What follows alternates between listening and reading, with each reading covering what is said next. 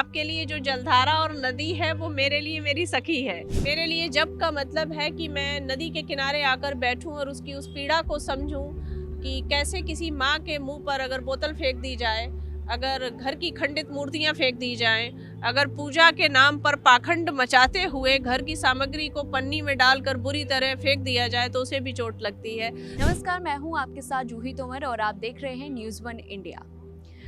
अभी मैं महाकुंभ को लेकर के हम लगातार आपके पास हर तरह की अपडेट्स, हर तरह की कवरेज दिखा रहे हैं। और मैं जब घाट के पास पहुंची तो यहाँ पर शिप्रा पाठक नाम है इनका, बहुत ही अच्छे से शांति के माहौल में जप करती हुई, मेडिटेशन करती हुई नजर आई।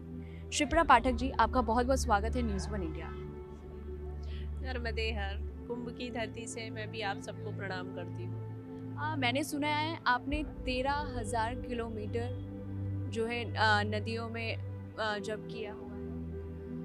मेरी 13,000 किलोमीटर की पदयात्राएं हुई हैं और इन पदयात्राओं का जो लक्ष्य है वो नदी का संरक्षण, नदी का सेवा और वो अविरल बहती रहे, इस लक्ष्य और संकल्प के साथ हुई हैं, जिसमें माँ नर्मदा की 3,600 किलोमीटर की पदयात्रा है, गोमती है, शिप्रा है और पिछले वर्ष मैं अयोध्या से रामेश्वरम पैदल गई थी। और हमारी संस्था जो पंचतत्व है उससे इस समय 15 लाख लोग जुड़ चुके हैं और उनकी जन सहयोग से हमने 25 लाख पौधे भारत की प्रमुख नदियों के किनारे लगाए हैं जो वृक्ष बन गए हैं। ये एक बहुत अच्छी पहल है क्योंकि कहीं ना कहीं ऐसी जगह है जहाँ से पेड़ हटाए जा रहे हैं। और ये आपके मन में कैसे आया? मुझे लगता है कि इस सशक्त राष्ट्र को बनाने के लिए जो भी नागरिक बहुत गंभीर है उसे सबसे पहले प्रथम धरातल पर पर्यावरण का विशेष ध्यान रखना होगा, क्योंकि हमारे युग ने कोरोना देखा, हमारे युग ने इस बार गर्मी में फटे हुए एसी देखे, हमारे युग ने बरसात के दिनों में बिना बारिश के पूरा मौसम निकाल दिया, हमारे इस युग ने ही ठंड के मौसम में पंखे चलाए और गर्मी के मौसम में ओले गिरते हुए देखे।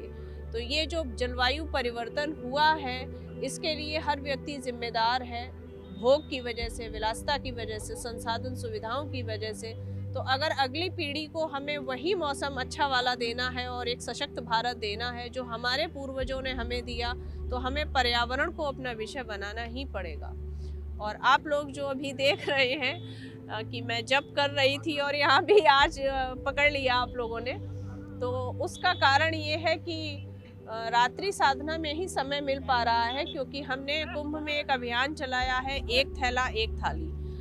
और इस अभियान में बहुत सारे संस्थाएं, एनजीओ जुड़े हुए हैं। पर्यावरण संरक्षण के अंतर्गत हमने 1 साल पहले सोचा था कि हम कुंभ से थर्माकोल और प्लास्टिक की पत्तलों दोनों को बहिष्कार करेंगे, लेकिन वो निवेदन करने से नहीं होता। अतः पूरे भारत से हमने मदद मांगी इस अभियान के लिए और पूरे भारत से हमारे पास लगभग 20 लाख थालियां और 22 लाख थैले भेजे गए, जिसको हमने अखाड़ों में, शिविरों में और कुंभ में हर उस जगह पर जाकर बांटा जहां पर प्लास्टिक का प्रयोग होती है। आप खुद भी जाकर अगर सर्च करेंगे तो आपको डस्टबिनों में, अखाड़ों में, शिविरों में इस बार प्लास्टिक की पत्तलें और जगह जगह फैली हुई प्लास्टिक नहीं दिखेगी। बिस्लरी की कुछ बोतल दिख सकती है पानी के लिए, अन्यथा अगर आप कंपेयर करेंगे बाकी कुंभों से तो इस बार प्लास्टिक मुक्त कुंभ ये हमारी छोटी सी पहल से बना है। हमारा स्लोगन था एक थैला एक थाली। अगर हम किसी श्रद्धालु के हाथ में पन्नी देखेंगे तो हम उसको एक थैला देंगे और उसकी पन्नी उससे वापस ले लेंगे। ये सब हम निःशुल्क कर रहे हैं और इस अभियान में पूरा दिन इतना थक जाती हूँ, इतनी भाग दौड़ होती है, इतने लोगों से मिलना होता है, साधु संतों के दर्शन के लिए निकलती हूँ, अखाड़ों में जाकर थाली थैले वितरित करती हूँ कि स्व साधना का समय नहीं मिलता है। तो यही एक समय होता है 12-1 बजे के बाद, जब सब सो जाते हैं, तब मैं आकर अपनी नदी के पास बैठती हूँ और कोई विशिष्ट साधना नहीं है, नदी से उसकी पीड़ा सुनती हूँ और उसे धैर्य। एक तरह से देखा जाए तो आप पूरी इन्वायरमेंट से बातचीत करती हुई नजर आती है, जो एक नेचुरली है, चाहे वो हाँ। पानी हो, हवा हो। मेरे लिए जप का मतलब है कि मैं नदी के किनारे आकर बैठूं और उसकी उस पीड़ा को समझूं कि कैसे किसी माँ के मुंह पर अगर बोतल फेंक दी जाए, अगर घर की खंडित मूर्तियां फेंक दी जाएं, अगर पूजा के नाम पर पाखंड मचाते हुए घर की सामग्री को पन्नी में डालकर बुरी तरह फेंक दिया जाए तो उसे भी चोट लगती है। तो मैं इतनी रात में उसके किनारे बैठकर उसकी पीड़ा को समझ रही थी। देखिए बिखरे हुए फूल, उस पर चलते हुए फूल कितने सुंदर लग रहे हैं, और वहीं यहीं पे अगर आप उस पर प्लास्टिक तैरा देंगी, चाहे वो थर्माकोल की हो या प्लास्टिक की हो, तो कैसा लगेगा, उसका सौंदर्य ही बिगड़ जाएगा। इस समय ऐसा लग रहा है जैसे शिव ने अपनी जटाएं खोल दी हैं और वो गंगा सच में शिव की जटा से निकली हुई आपको दिख रही है। इतने सुंदर तत्व को हम कैसे अपने जरा सी नासमझी और अज्ञान से दूषित कर सकते हैं। क्योंकि देखिए जब भी यहाँ पर कभी पहला अभी तो देखा जाए तो काफ़ी ज़्यादा गंगा यमुना मतलब साफ़ सफाई होने लगी, वरना पहले के महाकुंभ में ये होता था कि कोई कभी भी कहीं पे भी माला फेंक दे रहा है, फूल फेंक दे रहा है, या मतलब ये चीज़ फिर हमारे दूषित करती थी पर्यावरण। इसमें सभी को मुझे लगता है श्रेय देना चाहिए। सबसे पहले तो सरकार को देना चाहिए, क्योंकि आदरणीय योगी जी के सानिध्य में एक ऐसा सुशासन पल रहा है जो धार्मिक है, आध्यात्मिक है। वो मुख्यमंत्री के साथ साथ एक योगी हैं और वो समझते हैं कुंभ की महिमा क्या है, गंगा यमुना के महत्व क्या है।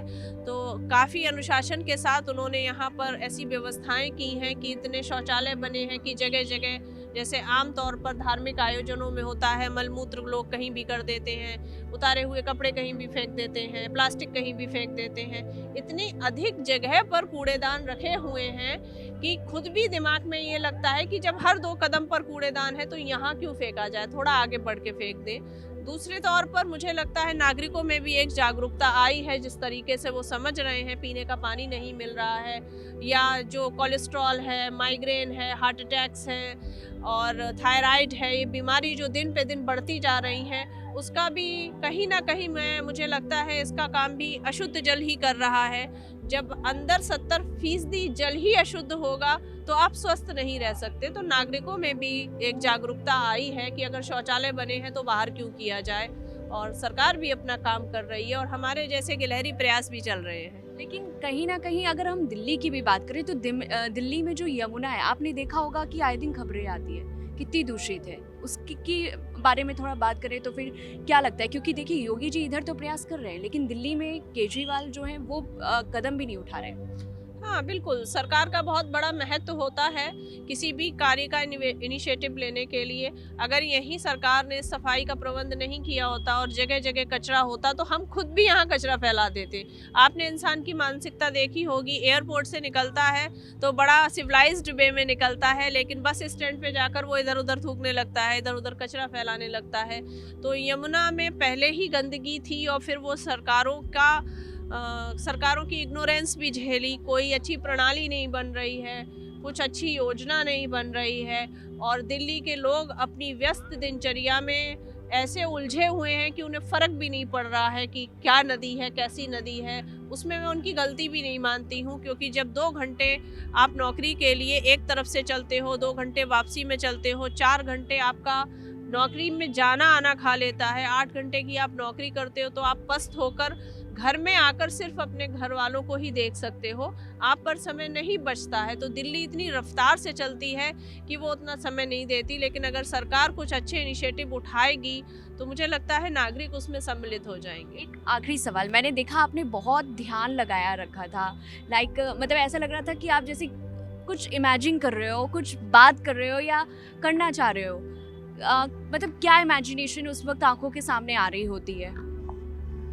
हर दिन अलग अलग होती है, क्योंकि मेरे लिए, आपके लिए जो जलधारा और नदी है वो मेरे लिए मेरी सखी है, तो मैं सहेली की तरह उससे बात करती हूँ। आज मैं उससे यही कह रही थी कि मैं अक्षम हूँ तुम्हें बचाने में, तुम्हारी सेवा करने में, तुम्हें अविरल निर्मल बनाने में। अब तुम ही कोई जतन करो, अब तुम ही कोई चमत्कार करो जिससे हम सबको सद्बुद्धि मिले और तुम ऐसे ही अविरल निर्मल बहती रहो जैसे बह रही हो, ताकि हमारे आगे आने वाली पीढ़ियां भी तुम्हारी पवित्रता को देख सकें। तो देखा आपने कि किस तरीके से उन्होंने बताया कि यमुना, सरस्वती, गंगा किसी भी तरह के पानी को दूषित नहीं करना चाहिए। और वो उन्होंने जिस तरीके का कदम उठाया इस महाकुंभ में, नो प्लास्टिक ओनली थैला, वो भी जो है कहीं ना कहीं काम करता हुआ और इस कदम में आगे बढ़ता हुआ भी नज़र आ रहा है। क्योंकि अगर हम महाकुंभ के बारे में बात करें तो ये चीज़ हमें देखने को मिली है और ये एक बहुत अच्छी पहल है ताकि शुद्धता जो है वो रहे, पर हमारे पर्यावरण को किसी भी तरह का कोई नुकसान ना हो। कैमरा पर्सन रजा के साथ मैं जूही तोमर, न्यूज़ 1 इंडिया।